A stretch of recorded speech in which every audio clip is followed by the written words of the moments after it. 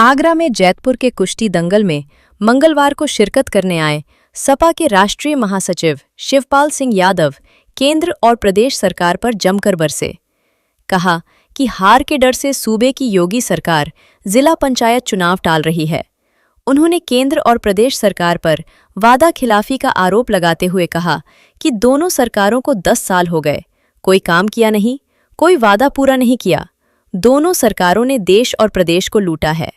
सपा नेता ने जैतपुर में प्रदेश कार्य समिति के पूर्व सदस्य मुकेश बरुआ के प्रतिष्ठान पर पत्रकारों से बातचीत की।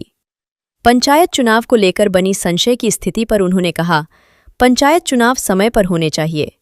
2027 में प्रदेश में होने वाले विधानसभा चुनाव को लेकर पूछे जाने पर कहा कि पार्टी मजबूती से चुनाव लड़ेगी, सपा पूर्ण बहुमत की सरकार बनाएगी।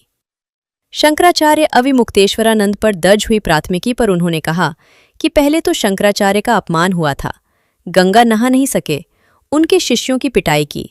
आरोप है कि उनकी चोटी पकड़कर अपमान किया। आरोप लगाया कि अब झूठी प्राथमिकी लिखा दी है। उन्होंने आरोप लगाया कि 28% जीएसटी के रूप में देश को लूट लिया है, अब 28 से 18% कर रहे हैं। ज्यादा से ज्यादा जीएसटी 5 से 10% होनी चाहिए। देखिए, सब लोग जानते हैं कि पहले तो उनका शंकराचार्य का अपमान हुआ और केवल गंगा नहाना था, तो गंगा का भी अपमान हुआ। जब शंकराचार्य नहा नहीं सके, उनकी चोटी पकड़ के उनका अपमान किया गया। उनके जो शिष्य थे उनकी पिटाई भी की है। अब उनका झूठा मुकदमा लगा दिया गया। अब इतना पुराना झूठा मुकदमा, तो ये तो सब जानते हैं। तो ये तो सब भारतीय जनता पार्टी को अब सब लोग समझ गए, पूरा देश समझ गया है कि कितनी झूठी पार्टी है। और ये केवल झूठी बोलते हैं, काम तो कुछ करते नहीं। अभी तक इन्होंने अपने वादे कोई पूरे किए नहीं हैं। 10 साल उत्तर प्रदेश की सरकार को हो गए हैं, केंद्र सरकार को भी हो गए हैं।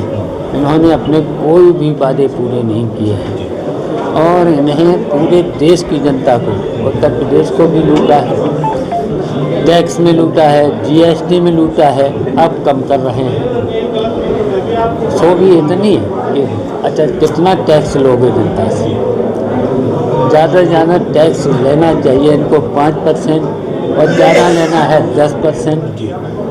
अब कहाँ जीएसटी 28% तक जीएसटी ली है, अब 18% करी है, अब कम कर रहे हैं, तो लूट लिया है।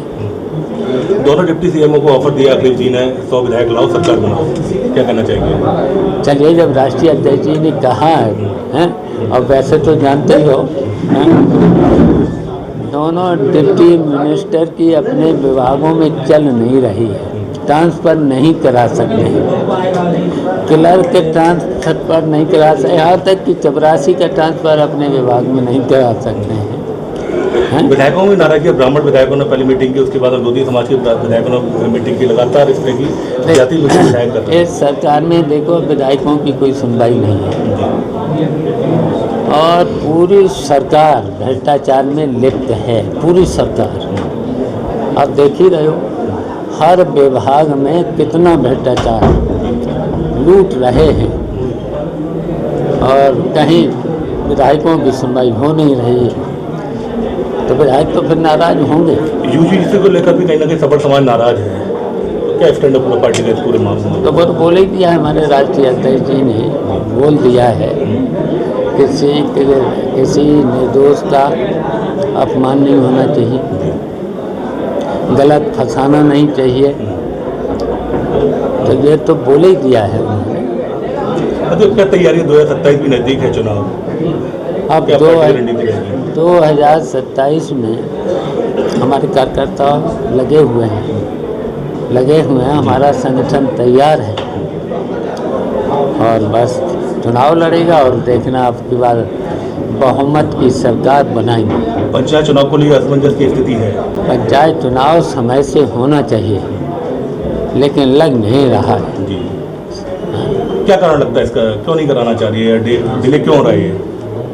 अब ये समझ रहे हैं कि अब की बार हार जाएंगे, जिला पंचायत में हार जाएंगे तो और इनकी हवा खिलाफ हो जाएगी। और फिर अध्यक्ष जी, ब्राह्मण वोट बैंक को लेकर समाजवादी पार्टी की क्या तैयारी है? तो हमने तो कहा ही है कि सभी ब्राह्मण लोग हमारे साथ आए, सम्मान मिलेगा, पूरी तरह से उनको सम्मान मिलेगा और पहले भी मिलता रहा हमारी पार्टी में।